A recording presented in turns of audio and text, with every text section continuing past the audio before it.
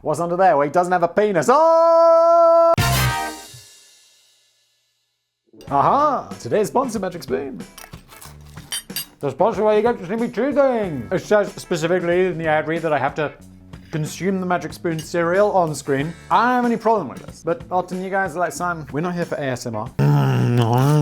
Cereal is great. Who doesn't love cereal? I love cereal as a kid. I didn't eat cereal as an adult because it's just a bit for you. I think I'm not supposed to mention competitors. It doesn't say anything. I don't think it actually says anything about me not mentioning competitors. So I'm gonna say, like, I loved Cocoa Pops. Cocoa Pops. Do you Americans have Cocoa Pops? They're like little rice puffs, like Rice Krispies. Don't know if you have those, but they're covered in little chocolate powder, and it is glorious and it's so tasty. And then you look at the nutritional information, you're like, oh yeah, I can see why this is good for kids, because they need energy. I lead a very sedentary lifestyle. I spend like 90% of my time either sitting at a set or sitting at the computer. It's just not good for you. But then Magic Spoon came along and they were like, Simon, we make cereal. And look, it even says on the box, 0 grams of sugar, 3 grams of net carbs, which isn't a lot, and carbs are bad, I think. Look, I don't know much about nutrition.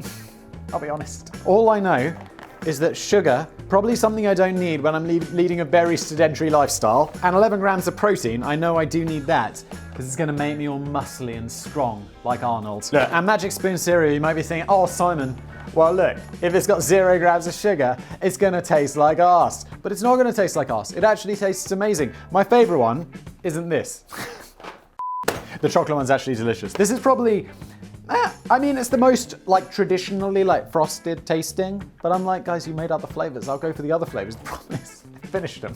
Like this one, I was like, okay, I'm definitely not gonna finish the last box of cinnamon, because they sent me so many, as you saw in the last video. I was like, I'm not gonna finish the last box. I'm gonna keep one so I can demonstrate it in future videos. That didn't happen, and so I just decided to keep the empty box so I can show you guys. Oh, it's only 110 calories per serving, which is not a lot. They say like per serving. It's like, yeah, I'll just keep on pouring. Also amazing tasting, I said that. Sweet, said that. Keto friendly, didn't say that. Gluten free, great. Low carb, GMO free. All of that good stuff. You can build a personalized cereal box of custom flavors. Get the cinnamon. Even if you don't like cinnamon, get the cinnamon because it is the best thing you will ever taste. Click the link below or go to magicspoon.com/blaze and grab a variety pack and try it out. Use my promo code BLAZE and you'll get $5 off. Mwah! Let's get into it. This is the world's worst international expansion, and I will just comment that Magic Spoon is not currently available in Europe. Look, Magic Spoon, when you do your international expansion, make it glorious. Bring Magic Spoon to us long-suffering Europeans. I've been blessed as a very influential influencer. Oh, I feel sarcastic even saying that they ship it to me specially. Come on, Magic Spoon, get it together. My European peeps want it. I would like to think that I've got plenty of rich experience when it comes to the topic of rapid global expansion of a thriving business. Danny, what is going on with your life? I know you've had business trips to the Philippines. Is this part of it? Back when I was running Perfect Partners dating agency on my Commodore 64, I'd initially set my sights no further than the borough of Rotherham. Keeping things very local seemed like a smart idea. There was no point accepting random clients from, Jesus Christ, Carefully? Is there really a town called Carefully? I mean, it's spelled Caerphilly. Or Loch Ness, as meeting up for their first date could prove to be a bit tricky. I mean, meeting up for any first dates now is a bit tricky because COVID. But as the business appeared to take off better than I'd expected, I eventually dared to venture into such uncharted waters as Sheffield, Doncaster, and Barnsley. And I have to say, so last month, we had launched Beard Blaze, the beard oil company. Holy shit. Like, we had a good supply. We sold out of stuff. And I'm like, that's insane. So yeah, and also people were like, Simon, why can't I get this in Europe? And I'm like, look, we're working on our international expansion. We genuinely are. We're trying to work out postage. Magic Spoon will let you know how we go. There were naturally a few language barriers to overcome. You can hear a wealth of dialects through Yorkshire, and nobody can even decide what to call a bread cake. What the fuck is a bread cake? Also, it meant that I now had to take location preferences into consideration when matching up clients. One middle-aged guy in Doncaster explained to me that he had been looking for love with no success for over 20 years. He was desperate to find his true soulmate, but he also explained to me that he didn't drive, He didn't like using public transport, so ideally his perfect partner needed to live within walking distance of his house. I think I sent him his 25 quid back. Yeah, dude. The expansion into fresh territory worked out pretty well in the end, for a while at least. But not every company enjoys the same levels of glorious success when it comes to crossing the border.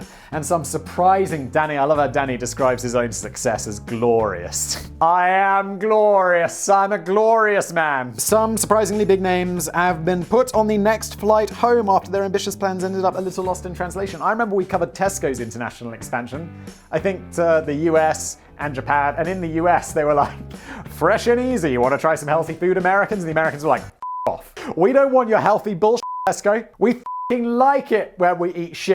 And then they went to Japan or wherever, or China or somewhere, and they were like, yeah, you just do. And they do supermarkets very differently there. And Tesco were like, you're going to do supermarkets our way. And I called it the colonialism model of expansion, and people liked that. The Home Depot goes to China. Isn't it just Home Depot, or is it the Home Depot? The Home Depot. Why does one of the most common words in English have two pronunciations? The. And I mean, they can be used interchangeably. It's not like wind and wind.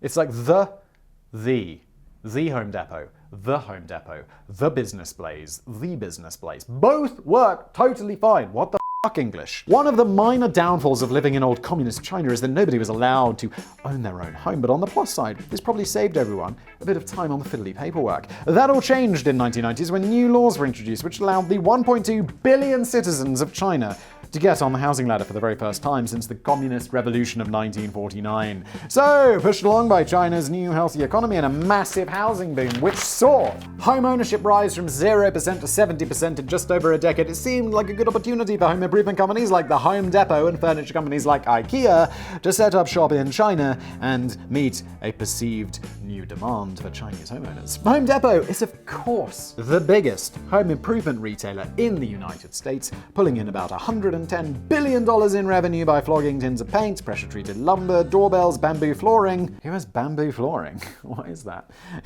What do you have as floor? Yeah, bamboo. You live in a shed built by Ramirez. And kitchen sinks in over 2,000 locations across the world. But the purchase of 12 new stores scattered across 6 Chinese cities in 2006 didn't run as smoothly as the instruction manuals had suggested. The first problem was a logistical issue. Home Depot found itself without a supply chain when the company discovered that its Chinese vendors had no license to actually sell their products in China. They could only export them abroad. Oh no, guys, you should have thought of this. I was in Marks and Spencer's, like the food hall the other day, here in Prague, and I go in and I'm gonna, do some shopping, pick up some food. And over there's the chillers, right? You know, where they keep the food. And they've got these things pulled down over them. And they're like, due to the current blah blah blah Brexit, blah blah blah, some of our products might be delayed and we're coming to you soon. And I'm like, guys, how long did you have to get ready for this? Come on. What the f***? I just want my chicken. Where's my chicken? This led to a ridiculous situation where the vendors had to first ship the products to North America before Home Depot could arrange to have them shipped all the way back to China again. What the f***? The company did eventually manage to source vendors who could sell to China, but their contracts came attached with a condition which gave the vendors the rights to sell their own stuff independently within the Home Depot stores. They need to do some diplomacy here and get one Home Depot warehouse labeled, what are they called, where tax-free ports, where you can store stuff but it hasn't technically entered a country. They need to have one of those in each city, export the shit there, next door, into the storeroom, which is a special zone, and then ship it on. Or alternatively, they could have just done their job properly the first time. So the Home Depot staff in each store, I'm just going to refer to it as Home Depot. It doesn't feel right to refer to it as the Home Depot. Am I right about that? So Home Depot staff in each store would be completely outnumbered by the vendors encouraging customers to buy directly from them. But the long-term problem went beyond logistics. It turns out that Chinese customers just aren't really into the concept of DIY. Honestly, who can blame them? It's I don't know why DIY is I don't do any DIY. Anytime I'm doing it, I'm like, why aren't I working? It's look, things I prefer doing, working. And it's I can use the money from work to pay a man to do my DIY for me. I mean, then it's not DIY, it's just do it yourself. It's just DI. But, I mean, that makes sense. It's why we have marketplace. It may be true to say that the average American homeowner likes to save a few dollars on hiring a professional by rolling up their own sleeves and doing the dirty work themselves, but the Chinese don't share this philosophy. I get why people do this. It's even as a kid, but I mean, I don't really get it, because even as a kid, it'd be I remember my dad, he spent every weekend remodeling the bathroom. And I'm like, Dad, why are you laying these tiles yourself? Why are you carving up this bath and taking it outside? You're a doctor. Go do some doctoring and then pay a man who I'm going to guess, makes less money than you, to do this for you. What's going on? Labor costs are incredibly cheap in China, so middle-class citizens prefer to just get someone else to do the job properly. Anyone who earns more than a builder should be doing this, unless you enjoy it. In fact, the very idea of DIY is viewed as an embarrassing sign of poverty in China. Well, I wouldn't go that far. The culture just isn't rooted in do-it-yourself. It's more rooted in do-it-for-me. God, I'm so Chinese in this way. This also explains why IKEA managed to perform pretty well in China as Home Depot floundered.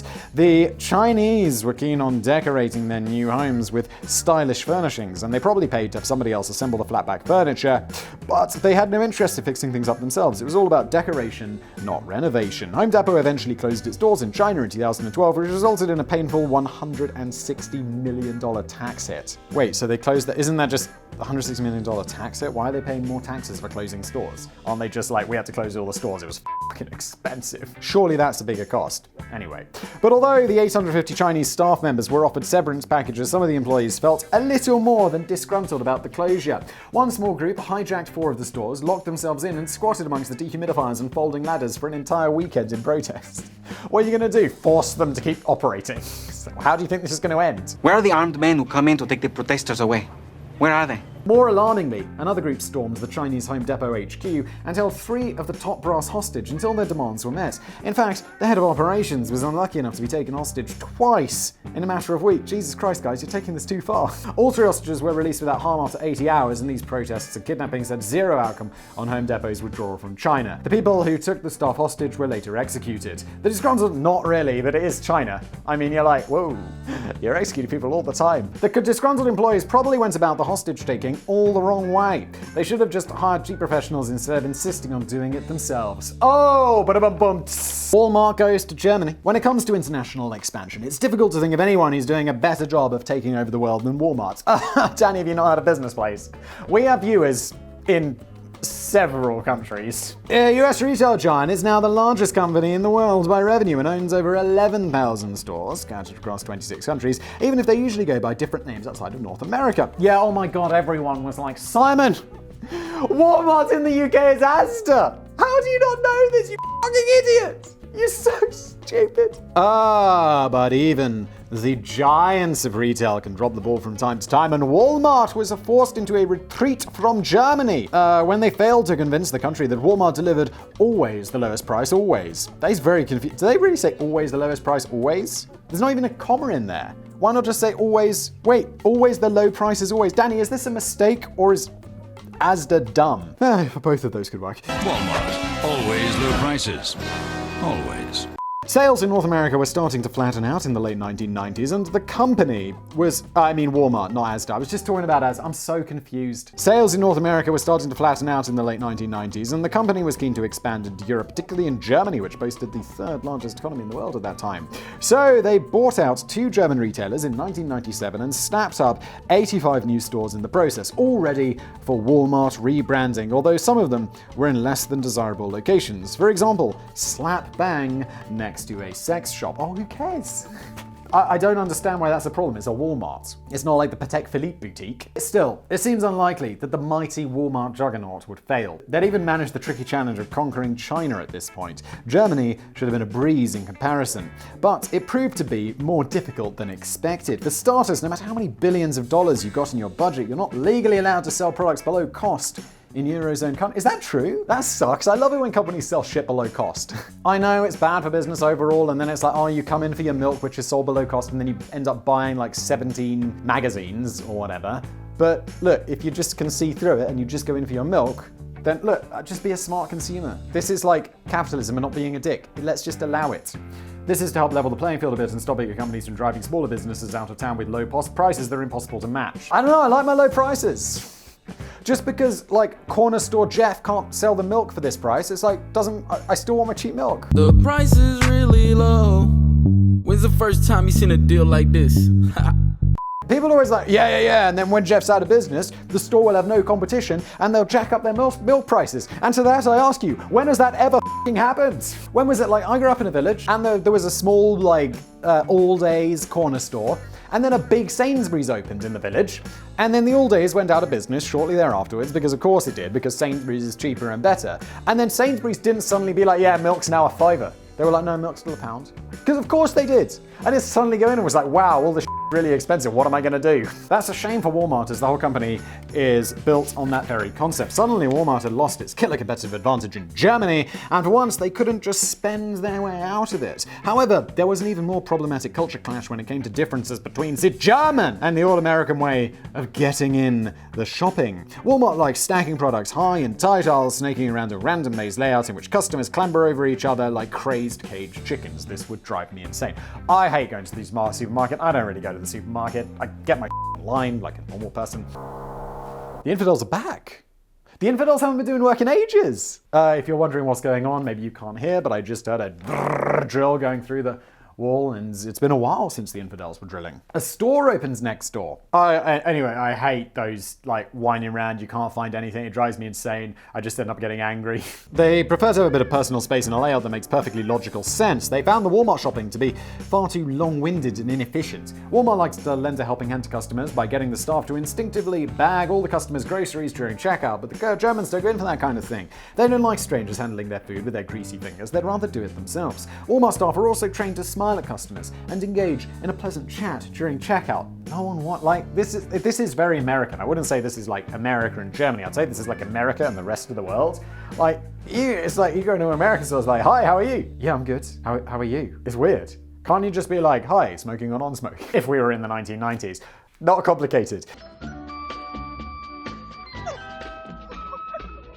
Then there was the spying. Oh god. Walmart usually enforces an ethics code on staff which forbids them from getting romantically involved with each other. They even make it compulsory for a worker to grass on their colleagues if they ever hear rumors that Big Terry from the pet food aisle had a saucy night in with Linda from Fruit and Veg. How thrilling. I mean, Big Terry and Linda though. Wouldn't it be like Big Hands and Gertrude? But the Germans don't go in for that kind of thing. In fact, it was a violation of German labor law, but the courts instructed Walmart to discontinue these practices, but none of this did anything to boost the company's local reputation. Yeah, no Then there was the mad chanting. What's wrong with two employees of a supermarket having a relationship? If they're not like superior and employee, or whatever, what's the problem? Then there was the mad chanting. Back when I briefly worked at, I've heard about this, the Walmart people sing songs. It's so weird and fake. Stop it. It's like, Walmart, we're the best. Ha! Back when I worked at Tesco, a typical morning routine used to involve all the regular staff meeting up in the smoking room and complaining about how the deputy manager, I don't want to name him again, Danny. I had to bleep him out of the last video because you called him such a bellend so many times. And I know you want to, but I can't. His name's Trevor, and I'm not going to say his last name this time. They're talking about how he's a complete bellend. Walmart takes a slightly different approach, though. Danny, you even put his name in bold. Say this, Simon. Say it. I don't want to get sued by Trev, okay? Walmart takes a slightly different approach though. They all gather around the shop floor in the morning and engage in a bit of a light group exercise while chanting Walmart, Walmart, Walmart until they're hoarse. I initially thought this might be an exaggerated myth, but as Sam should be able to show right now, it certainly goes off in some stores. Who's number one? What do we want to be? Accident free! Don't mess it up! Pick it up! But the Germans don't go in for that kind of thing because they're not brainwashed f***ing idiots. Yeah, Jesus, it is a bit weird, isn't it? Can we just not do that? And again, it painted quite a disturbing picture of this mad American asylum for both employees and prospective customers. Walmart eventually gave up in 2006 by grabbing only 3% of the market share, and the total cost of this rare failure was estimated to be around $1 billion. The company now describes the German operation as an important lesson in turning point. It's interesting to see how Walmart now appear to be trying harder to blend in with local environments and often stick with distinctive outfits in different countries. For example, Asda in the UK and Seiyu in Japan, instead of trying to just plant the whole unfiltered Walmart experience in the soil of international companies. Yet again, Walmart were going for the colonialism model of expansion. Doesn't always work. Doesn't seem to ever work. Although McDonald's are crap. No, they localize. Look, don't do colonialism model of expansion. Don't do it. But they're likely not to raise a fake smile in Germany anytime soon. Good. Barbie goes to Shanghai. It's been way too long since we discussed Barbie at length in a Business Blaze episode. No, it hasn't, Danny. And this is a good opportunity to mention the fashion doll's very brief trip to Shanghai, which didn't twist quite as many heads as Mattel may have hoped. In March 2009, the US toy manufacturer built a new home for the most successful ever product, and in fact, one of the biggest selling toys in history, in a flashy retail district in Shanghai. Mattel splashed out over $30 million on a 6-story, 36,000 square foot palace called the House of Barbie. Boy, they're not messing around. When they go somewhere, they go hard. It came complete with a spiral staircase lined with nearly 900 different models of Barbie. Did they have that pregnant Barbie? Oh god. OG Business Blaze reference. A fashion runway, a design studio, a health spa, a cafe, and even a Barbie bar flogging exotic cocktails. Cringe. As you can probably already gather, the House of Barbie wasn't aimed exclusively at kids. No, it's got a bar. Is it crack? Is that what you smoke? Do you smoke crack? It was also shifting designer gear for young women. As Mattel themselves put it, the House of Barbie is the ultimate destination for both young girls who can call Barbie a best friend and women who appreciate Barbie as a fashion and lifestyle icon. Don't do that. But building a massive standalone shrine to Barbie in Shanghai was an odd strategy for a number of reasons. The young women of Shanghai were never likely to appreciate Barbie as a fashion and lifestyle icon because they'd never heard of her. Barbie just didn't have a presence at all in China. That's a bit weird, isn't it? And if you're trying to sell a new concept in China, it's usually better to start small and perhaps consider launching modest stores within an established shopping mall. I mean, this seems like business 101. Don't go too hard. Don't build the Palace of Barbie. No one knows Barbie. Traditionally, Chinese customers like to do their shopping and grab something to eat all under the same roof. Smart people. That's like the only thing I like about when you have to buy shit. You go to the store and it's like, oh, I'm gonna have some KFC at least. At least I'm gonna have some KFC after this torture is over. They don't tend to travel out of their way through the thick smog and pollution to a specific standalone store unless that store is something truly... Danny, it's got a Barbie bar. It is something special. And Barbie wasn't that special. Oh, most people who just happened to be passing by didn't even really understand what the House of Barbie was even meant to be. But the Barbie dolls were probably very confusing for both Chinese children and parents. Anyway, educational and skill-building toys are very big in China, but Barbie didn't really fit the mold. And the kids who do play with dolls are raised with very different takes on femininity. Whereas Barbie is meant to be smart and a strong, fashion-forward role model, the Chinese kids tend to grow up with the soft, bright pink, gentle, and cute approach to femininity, more along the lines of Hello Kitty. Oh my god, what a shocking surprise. A different culture has a different culture. Huh! Parents were also concerned that Barbie's curvy body and skimpy outfits were far too sexualized in a country where sex education is provided much further down the line than in Western countries. Some parents were even mortified by the Ken doll, as they felt it was inappropriate for their children to be changing the clothes on a naked boy doll. Thank goodness it's like, what's under there? Well, he doesn't have a penis. Oh! Thank goodness gay Ken and his massive cock-ring necklace never made it to the House of Barbie. It took less than 2 years for the House of Barbie to tumble and close, but Mattel is still keen on giving it another go one day in the future. They might be onto something if they give Barbie another makeover and turn her into a scientist modeling a range of sweet pink lab coats with kittens on them. Alright, yeah, just don't, Mattel. Just give up. Okay, please. Please. I don't want to have to blaze you again, Mattel. We blaze you so often. Taco Bell goes to Taco Bell, you also get blazed all the time. Look, I mean, I think we should have the Blaze Awards. What we'll do is we'll set up a number of categories and companies will be nominated, people will be nominated, I will probably be nominated, and then we'll have polls and people will vote on them and we'll present these companies with the awards and we could send them out to them. I like this idea, the Blaze Awards. I mean the Business Blaze Awards, because we don't want to be associated with right-wing news. The Taco Bell goes to Mexico twice. Oh yeah, it's Mexican food in Mexico and they don't know what Mexican food. Back in 1948, a young guy in San Bernardino, California called Glenn Bell decided to open a hot dog stand, which he named Bell's Drive-In. It was a bloody waste of time and nobody was interested. Glenn noticed that everyone seemed to walk right past his stand, form long queues at a little Mexican restaurant across the road, which was selling hard-shelled tacos. So Glenn went over himself and asked for the recipe for ditching his dirty hot dogs and opening a new taco stand instead, which eventually led to the opening of the first Taco Bell restaurant in Downey, California in 1960. If I'm like that Mexican dude, or Mexican restaurant proprietor, I don't know if he is Mexican, and I'm selling hard-shell tacos, and the guy on the hot dog stand comes over and be like, can I have your recipe to tacos? I'd be like, you can fuck right off, mate. Look it up online. Go to the library. Otherwise, he's going to open up a Taco Bell and absolutely destroy you, which he did. Taco Bell now has over 7,000 restaurants sprinkled across the world and serves approximately 2 billion customers every year. But they also appeared to lose the plot a little bit in 1992 when they had the bright idea of expanding into Mexico. Maybe that's Mexico if you don't speak Spanish. You're welcome. Maybe there was some weird, twisted logic to the idea which appeared to make sense to everyone in Taco Bell HQ that day. Yeah, they must have been smoking crack. After all, which group of people really like Mexican food? Mexicans! Big brain! And perhaps the company quite fancied the idea of taking their tacos to the very country that inspired them in the first place. That would be like taking weird Chinese food from Europe to China and be like, you guys like this? They'd be like, no, it's f***ing weird. You took our food and you made it appropriate for you, which makes it not appropriate for us. What are you doing? They decided rather sensibly to kick things off modestly. Instead of building a massive 6-story house at Taco Bell Palace, they just opened with a 9-foot-long buffet table parked inside an existing branch of KFC, a fellow stablemate of PepsiCo at the time. This could be considered a tasty tribute to the small stand that started the legend of Taco Bell in the first place, and it was swiftly followed up with a few small additional stores scattered across Mexico. But ironically, the biggest teething problems with the launch of this supposedly American-inspired fast food restaurant in Mexico is the Mexicans couldn't make head nor tail of the bloody menu. Nothing on the menu was recognizable to the typical Mexican diner. Taco Bell had gone out of their way to make a few tweaks to the Mexican palate, and there was no sign of anything as American as French fries on the menu, but neither was there any sign of anything that made any sense. As anyone who has ever stumbled into a branch of Taco Bell by mistake should know, that's the only way you enter a Taco Bell.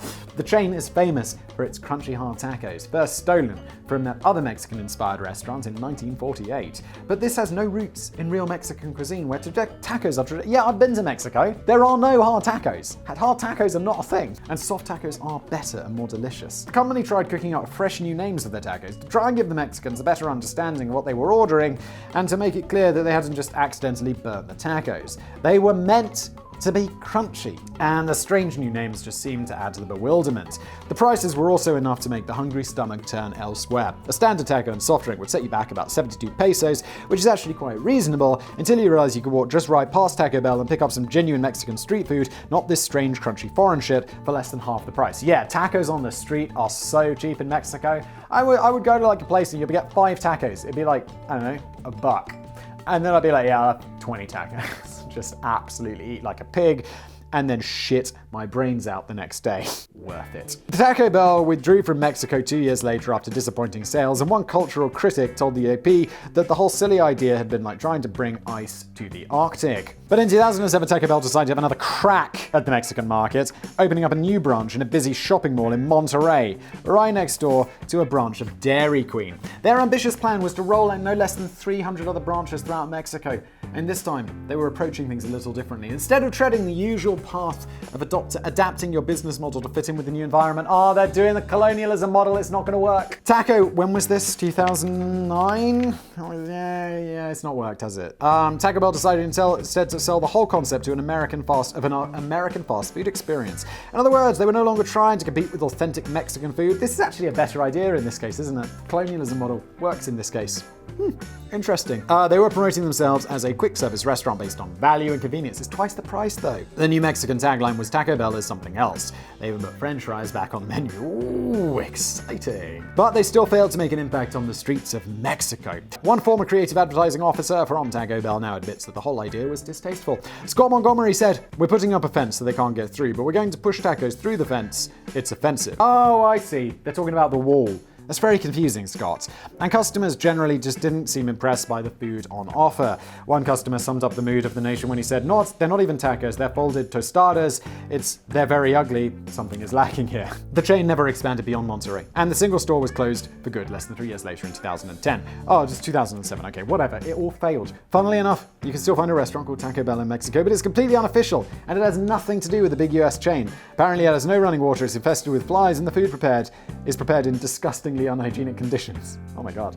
But the tacos only cost about $1, and the restaurant is drumming up better business and more positive reviews than the American chain ever could muster in Mexico, allegedly.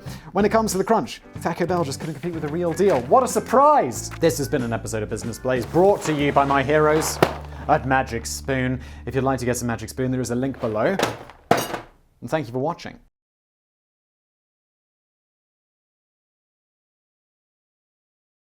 At least I'm gonna have some KFC after this torture is over.